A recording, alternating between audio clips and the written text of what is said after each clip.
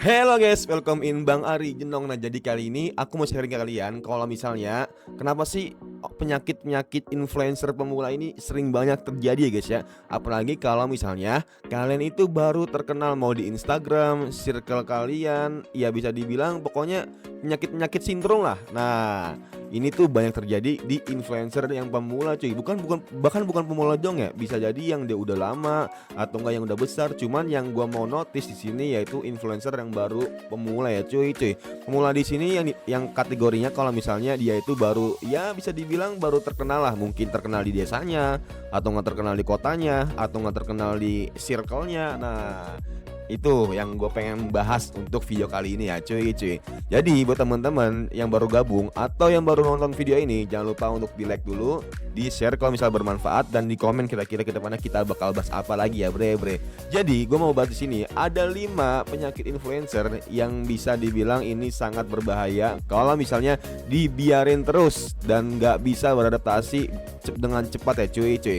Maksudnya di sini ya lu nggak bisa mencegah, yang ada lu malah terlalu ikut trending gitu. Nah, yang pertama terlalu NPD. Nah, apa itu NPD bang?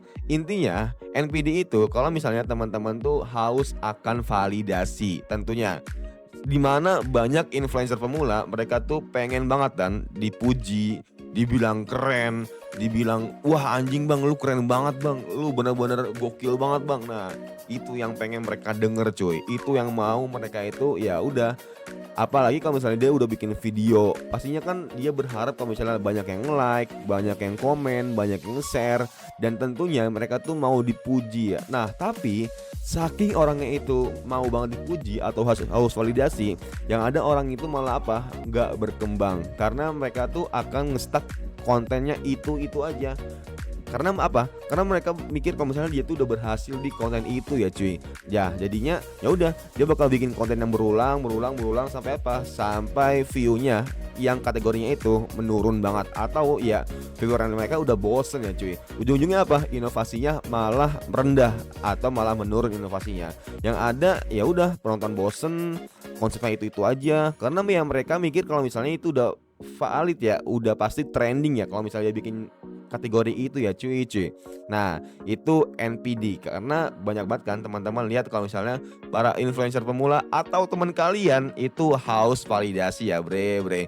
Untuk yang kedua tentunya FOMO. Nah, ini FOMO nggak salah satu apa namanya penyakit rutin ya dari influencer ya, karena ya kalau misalnya lu mau ikut trending atau enggak lu mau ikut algoritma media sosial, lu harus FOMO. Nah, ini banyak yang salah pemahaman cuy, karena ya bisa dibilang kalau misalnya lu terlalu ikut FOMO nih, kayak contoh budget lu nggak terlalu banyak nih, lu kan baru pemula nih, nah budget lu nggak banyak tapi lu pengen kayak ikut main padel atau enggak lu pengen iPhone 16 atau enggak 17 yang baru keluar.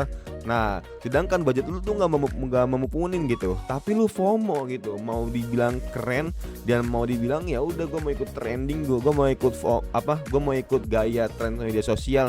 Kadang kan gue influencer ya, nah bahasanya gitulah. Nah, ini sangat berbahaya banget kalau misalnya lu nggak diikutin sama finansial yang oke juga ya, karena yang mereka yang pastinya budgetnya banyak tentunya mereka nggak berpikir untuk kebutuhan besok atau enggak 6 bulan kemudian. Cuman dulu pada kan influencer ya, bahasanya ya freelance ya, jobnya nggak terlalu banyak dan pastinya ya lu endorse juga masih dikit, tapi lu bergaya udah sosialita banget ya cuy. Nah, ini terjadi kebiasaan itu ya kaum wanita ya, atau bisa dibilang ya cewek-cewek lah, bisa dibilang gitu ya guys ya. Nah, untuk yang ketiga pastinya ada namanya engagement gila. Nah, penyakit engagement gila ini ya dia terlalu banget akan namanya haus kayak like, share, komen. Nah, dimana ya mereka tuh ya udah benar-benar banget buat mastiin kalau misalnya postingannya itu banyak yang like, comment, and share. Bahkan saking benar-benar dia mau kayak gitu, dia sampai beli buzzer buat like dan komen ya cuy. Nah, terus selanjutnya yang keempat pastinya ada yang namanya gak konsisten. Nah, karena apa? Karena ya dia itu kesibukannya banyak, dan juga pastinya mikirnya gue bakal upload cuma 2 hari sekali, intinya kualitas gue keren. Nah, padahal kan dia kan baru mulai ya, baru menjadi influencer tuh baru beberapa bulan. Cuman kalau misalnya dia mikirnya kayak Ya elah santai aja sih, kan gua udah banyak view gua, kan gua udah banyak follower gua, jadi gua ya udah, gua nggak mau ya upload rutin kayak dulu lagi ya. Nah ini yang bisa dibilang terlalu bahaya sikap sombongnya cuy, karena apa? Karena ya bisa dia itu akan naiknya itu secara pelan-pelan gitu, nggak langsung drastis banget ya kayak saham ya. Nah tapi ya karena dia udah bikin kayak gitu, ya lu tahu sendiri lah algoritmanya dari segi penontonnya, viewernya. Takutnya, khawatirnya kalau misalnya dia benar-benar kayak gini terus nih selama 6 bulan atau nggak setahun, mereka ya ujung-ujungnya apa? Malah terlalu dalam kemalasan. Contohnya apa? Awalnya 2 hari sekali, oke. Cuman kalau misal banyak kesibukan segala macam, ujungnya apa? 3 hari sekali, 4 hari sekali, 5 hari sekali. Waduh, ini sangat berbahaya banget kalau misalnya dijadiin rutinitas ya cuy. Dan yang terakhir tentunya over posting tanpa value. Ini paling penting banget cuy.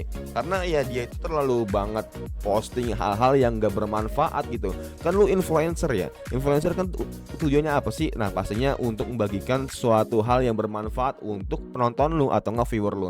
Tapi lu malah membagikan ya udah sesuka lu aja gitu. Kayak misalnya lu lagi nongkrong di bar atau nggak lu lagi ngerokok segala macam. Nah, itu buat apa sih anjing? Nah, terlalu apa namanya, terlalu over posting ya tanpa adanya value sama sekali ya bre. Dan juga lu kalau misalnya posting sebisa mungkin ya udah gimana caranya lu bisa ngebangun branding lu juga ya, jangan sampai nggak jelas lah pokoknya branding lu ya cuy.